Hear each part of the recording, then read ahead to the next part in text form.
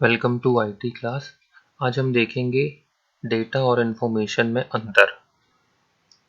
तो चलिए देखते हैं, दोनों में है, दोनों लैंग्वेज में है। देख लेते हैं।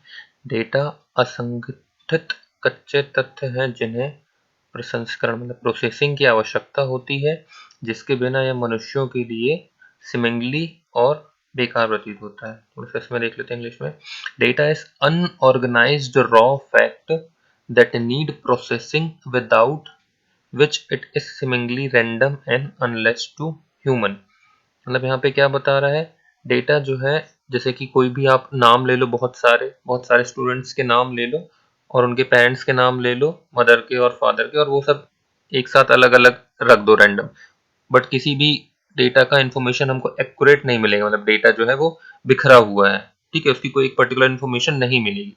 अब इन्फॉर्मेशन में क्या हो जाएगा, सूचना एक संसाधित संगठित डेटा है जो किसी दिए गए संदर्भ में प्रस्तुत किया जाता है और मनुष्यों के लिए उपयोगी होता है।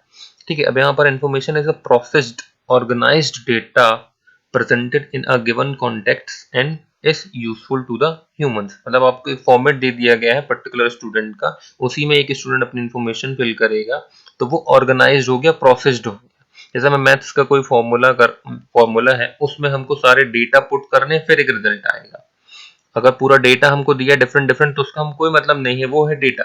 बट हम उसको सॉल्व कर रहे हैं, ऑर्गेनाइज कर रहे हैं, एक आंसर आ रहा है, वो फिर इंफॉर्मेशन कहलाएगी।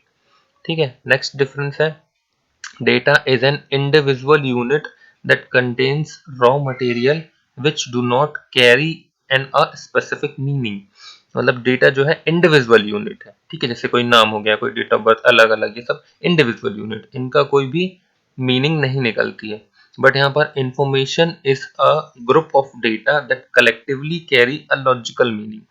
अब यहाँ पर इसका कोई एक लॉजिकल मीनिंग निकल रहा होगा, मतलब ये एक पूरी एक इन्फॉर्मेशन होगी एक स्टूडेंट की, तो पता है कि इसके बारे में है। बट हमारे पास बहुत सारी डेट ऑफ बर्थ है, बहुत सारे नाम है, तो वो इंडिविजुअल यूनिट हो गई।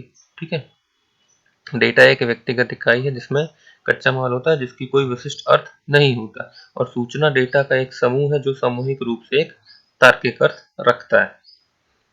समझ में आ रहा होगा आप लोगों को। Data does not depends on information.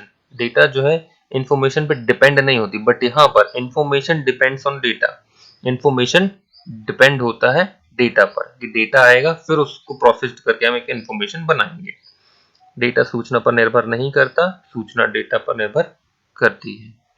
It is measured in bits and bytes. ये अब हमारा जो स्टोरेज यूनिट है वो ले रहा है। Information is measured in meaningful units like time, quantity etcetera. ये स्टोरेज कैपेसिटी ले रहा है और ये टाइम, क्वांटिटी ये ले रहा है इंफॉर्मेशन। मतलब एक यूनिट ये इनकी अलग हो जाएगी जो प्रोसेस्ड है। डेटा बिट्स और बाइट्स में मापा जाता है। सूचना को सार्थक इकाइयों जैसे समय, मात्रा आदि में मापा जाता है। Data is never situated to the specific needs for a designer।